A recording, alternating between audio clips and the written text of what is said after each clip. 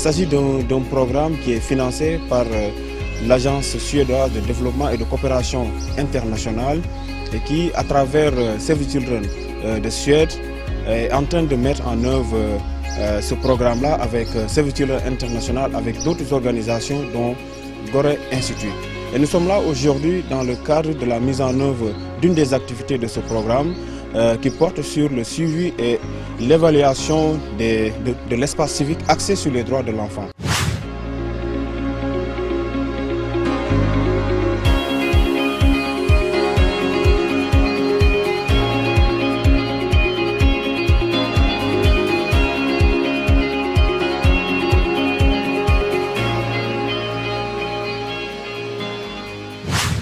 On s'est orienté sur les organisations de la société civile qui œuvrent dans la protection de l'enfant parce que, comme vous le savez, l'espace civique en Afrique de l'Ouest est obstrué et réprimé dans certains pays. Alors qu'un espace civique qui est réprimé ne permet pas aux organisations de la société civile de jouer pleinement le rôle d'acteur politique, économique et social, et cela ne garantit même pas une démocratie fiable.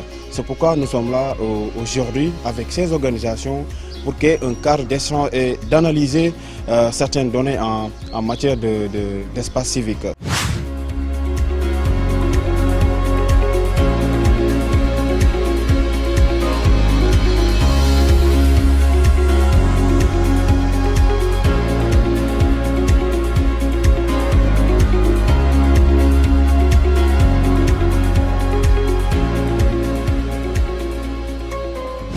Cet atelier a pour objectif de fournir aux participants des outils, des techniques qui leur permettent de faire une bonne analyse de l'espace civique, d'influencer les décideurs afin qu'ils soient beaucoup plus respectueux des droits humains, mais particulièrement des droits de l'enfant ici au Sénégal. Donc c'est un atelier national.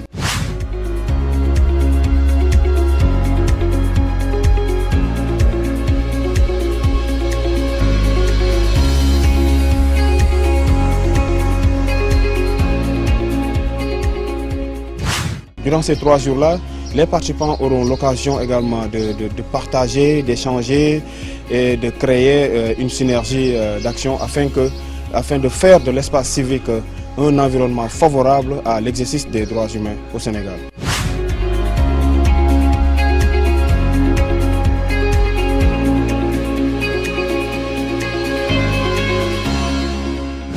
Les défis de la protection de l'espace civique interpelle toutes les organisations de la société civile, et particulièrement les organisations de défense des droits de l'homme, des droits humains et des droits de l'enfant en particulier.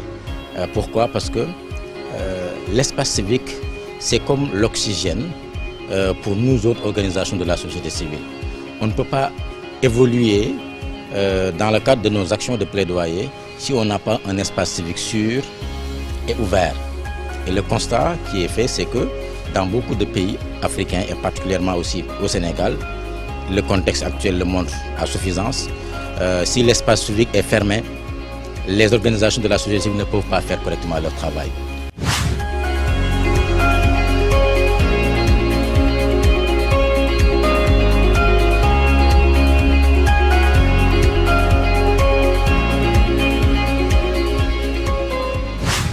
On a développé dans cette session un module sur Internet comme espace civique alternatif.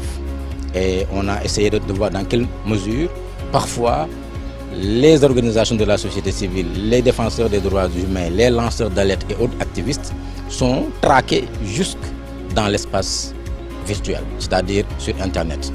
Combien sont-ils aujourd'hui les défenseurs des droits humains, les lanceurs d'alerte, les journalistes, des opposants qui sont arrêtés parce qu'ils ont fait des posts sur Facebook, ou bien parce qu'ils ont publié des contenus sur YouTube, ou bien parce qu'ils ont tweeté sur leur ressenti par rapport à comment est-ce qu'on a obstrué l'espace civique.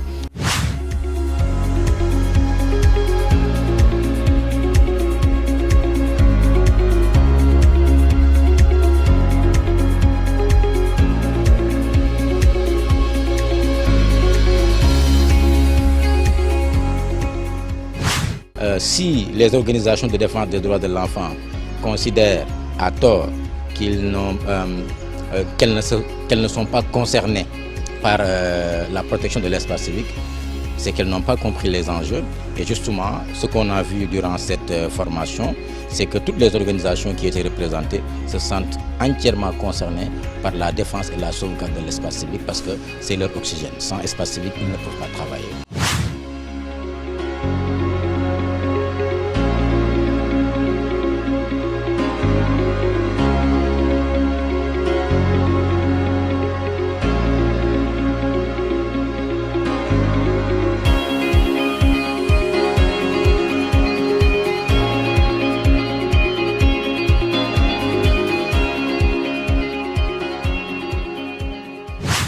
Les enfants ont leur place dans l'espace civique et les enfants doivent être préparés à évoluer dans un espace civique sûr et ouvert. Les enfants ont des droits qui ont été consacrés dans les conventions que l'État du Sénégal a ratifiées. Et parmi ces droits, il y a le droit à l'éducation et c'est dans ce sens-là d'ailleurs que j'ai développé un module sur l'éducation à l'interculturalité pour permettre aux enfants d'être plus tolérants dans l'espace civique, pour permettre aux enfants de maîtriser les dangers qui sont dans l'espace civique alternatif que constitue Internet. Les enfants doivent être préparés à évoluer dans cet espace civique alternatif-là, dans cet espace civique virtuel, parce qu'il y a du bon et du mauvais dans l'espace civique. Donc il est important que nos enfants soient préparés à évoluer dans cet espace civique-là.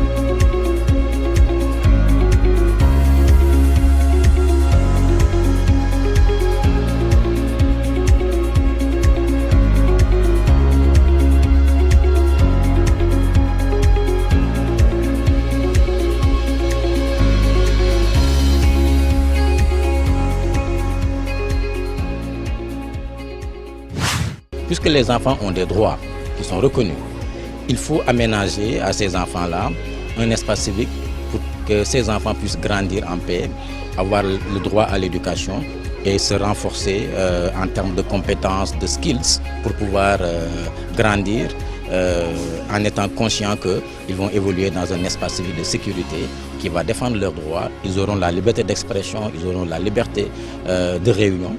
Et ça, quand même, c'est quelque chose qui est fondamental. C'est pourquoi il est heureux de voir des organisations de défense des droits des enfants s'intéresser à la protection et à la défense de l'espace civique. Parce que défendre l'espace civique, c'est défendre les droits humains, défendre les libertés publiques. Et les enfants ont aussi un mot à dire sur leurs droits humains, parce que ce sont aussi des jeunes qu'on doit préparer à évoluer dans cet espace civique.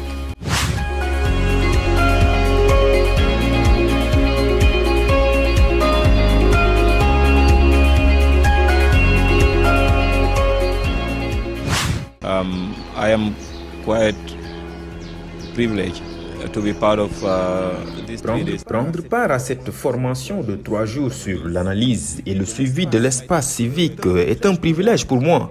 Dans une autre mesure, je crois que c'est très important que le Gora Institute et Save the Children aient organisé un atelier sur une aussi importante thématique.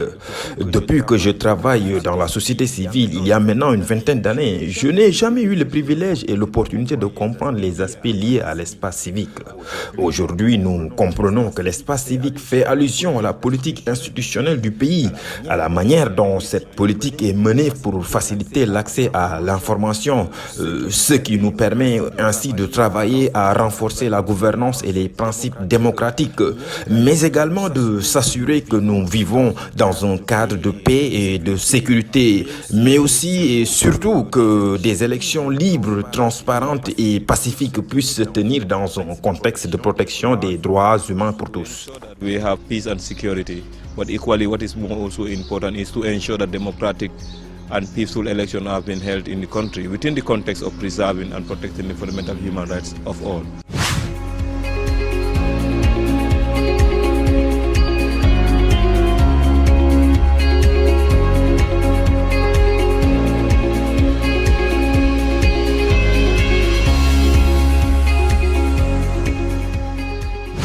Avant de venir ici, j'avais pas beaucoup trop de notions sur l'espace civique. C'est quoi l'espace civique? Qu'est-ce que l'espace civique ouvert, obstrué, fermé? Et c'était quoi le rapport entre l'espace civique et les droits de l'enfant? Maintenant, à la sortie de cet atelier, grâce à la qualité des présentations du formateur ainsi que des autres acteurs qui ont participé à cet atelier, j'ai pu avoir des notions et développer ma compréhension de l'espace civique et de faire le link entre l'espace civique et les droits de l'enfant.